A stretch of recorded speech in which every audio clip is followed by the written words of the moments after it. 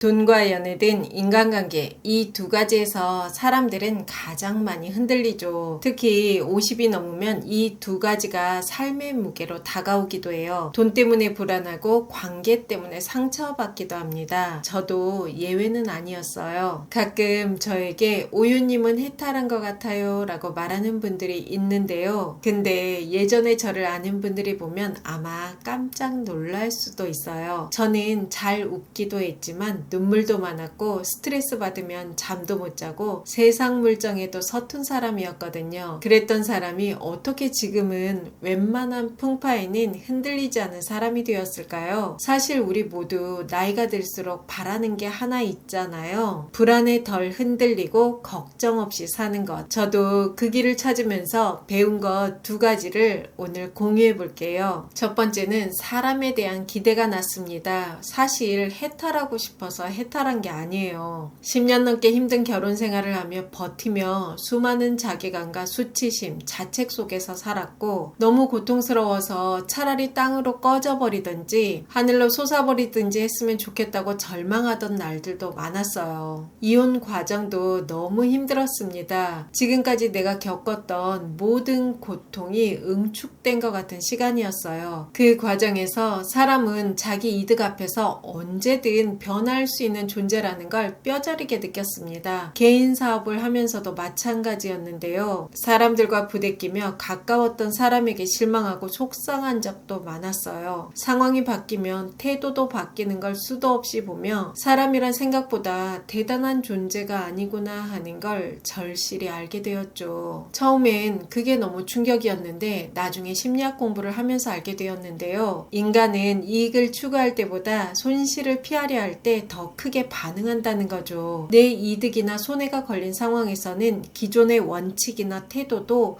쉽게 바꾸는 경향이 있다는 거예요. 상대가 더 이상 내게 이득을 주지 못한다고 판단되면 관계를 바꾸거나 떠나는 경우도 많습니다. 물론 예외도 있어요. 내적 가치와 정체성이 강한 사람은 이익보다 자기의 신념을 지키기도 해요. 그래서 이제 저는 사람에게 큰 기대를 두지 않습니다. 그저 사람은 원래 그런 존재구나 하고 받아들이게 되었어요. 결혼 생활과 사회생활, 이혼 후 사람들과의 관계, 수많은 사람들 속에서 믿음이 무너지고 기대가 깨지는 경험을 하면서 제가 배운 게 하나 있는데요. 사람을 완전히 믿지도 그렇다고 완전히 불신하지도 말 것. 있는 그대로 바라보면서 내 삶의 중심을 남이 아닌 나에게 두는 것. 그게 제가 살아남은 방법이었습니다. 그리고 이건 중년 연애에도 똑같이 적용되더라고요. 중년 연애에서 완벽한 상대를 찾는 분들이 계세요. 특히 여성분들이 더 많은 것 같은데요. 중년에 만나는 이성에게 너무 기대하면 실망이 훨씬 더 크게 다가올 수도 있어요. 왜냐하면 이 나이에는 이미 각자의 짐이 분명하거든요. 경제, 자녀, 건강 등 이걸 상대가 대신 해결해 주리라 믿거나 나의 정서적 필요를 상대가 채워주길 기대하면 금방 깨지더라고요. 건강한 연애는 기대하지 말라가 아니라 서로의 짐을 인정하면서도 그 짐에 매몰되지 않는 거리감이 필요한 것 같아요. 예를 들어 내 자녀를 내 가족처럼 받아주겠지 기대하기도 하지만 오히려 각자의 자녀 문제는 존중하고 조심스럽게 거리를 두는 게 갈등을 줄이는 경우가 많더라고요. 내 외로움을 다 채워주겠지 기대하며 과도한 연락과 관심을 기대하기보다 각자의 생활을 존중하며 함께하는 시간에 진심으로 서로에게 집중하는 게 좋은 것 같고, 경제적으로 힘들 때 상대가 모든 걸 해결해 주길 바라기보다 함께 아껴 쓰며 관계를 쌓아가는 태도도 필요하겠죠. 그리고 중요한 건 이런 질문 같아요. 이 사람으로 인해 내가 행복해질까가 아니라 내가 가진 걸 함께 나눠도 아깝지 않은 사람일까? 50이 넘으면 허황된 기대 대신 현실을 직시하는 힘이 필요하더라고요. 두 번째는 싫은 사람 안 볼 수 있는 힘, 스트레스를 줄일 수 있는 힘. 불교에서는 인생의 고통이 집착해서 비롯된다고 하잖아요. 그 대표적인 집착이 사람에 대한 집착과 물질적 집착이죠. 이 고통을 줄이려면 결국 경제적 자원과 관계의 경계가 필요해요. 돈이 없으면 있으면 원치 않는 관계나 일을 억지로 감수해야 할 때가 많죠. 원치 않는 자리도 혹시 기회가 될까 해서 나가야 하고 부당한 대우에도 쉽게 벗어날 수 없게 돼요. 반대로 최소한의 경제적 힘이 있으면 불편하면 안 나가도 돼 라는 선택지를 가질 수 있어요. 신의를 저버린 관계도 정리할 수 있죠. 물론 이렇게 말하는 분도 계실 겁니다. 경제적 힘 키우고 싶지 않은 사람이 어디 있나요? 그게 어려워서 문제죠. 맞아요. 경제적 힘을 만드는 거 쉽지 않습니다. 쉽지 않지만 이 두 가지 원칙을 지키고 거기에 성실함을 더하면 시간이 지나 큰 부자는 아니어도 경제적 힘은 생기더라고요. 첫 번째 지켜야 할 것은 많은 분들이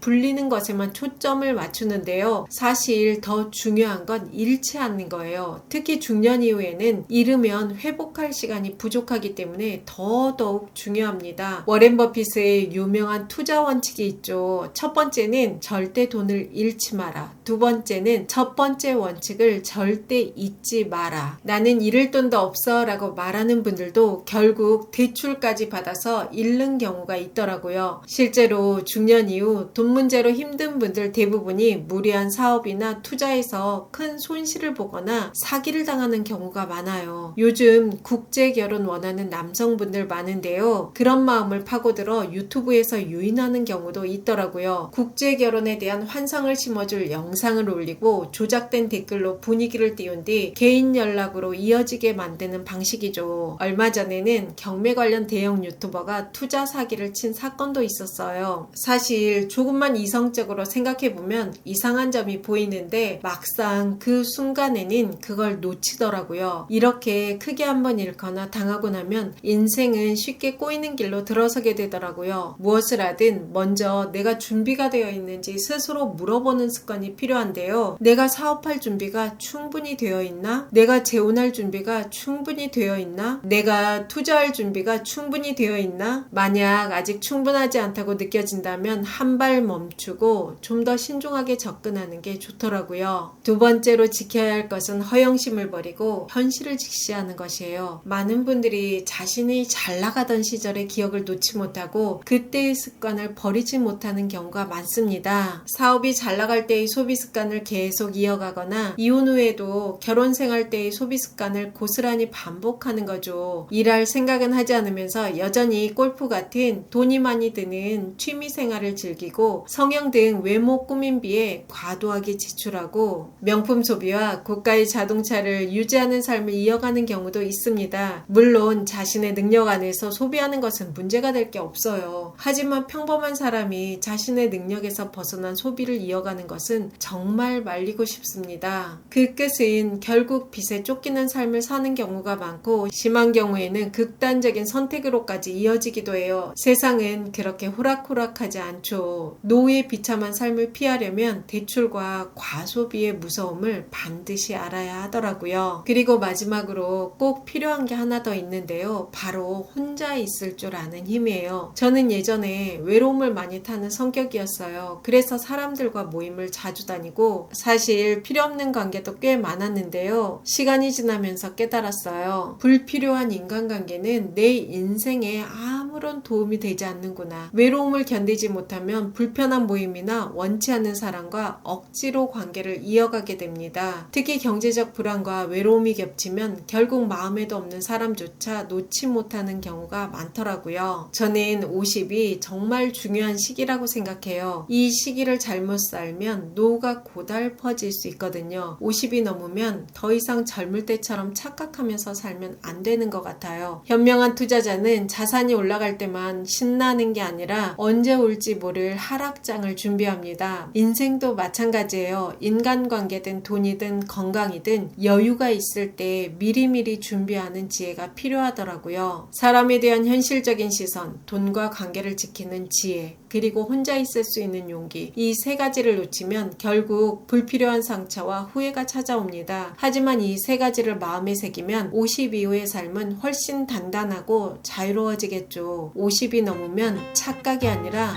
현실 위에 살아야 하더라고요. 여러분의 행복한 삶을 진심으로 응원합니다. 여러분과 자유롭고 편안하게 나이 들어가고 싶은 오유입니다. 영상이 도움이 되셨다면 구독, 좋아요, 알림 설정까지 부탁드립니다.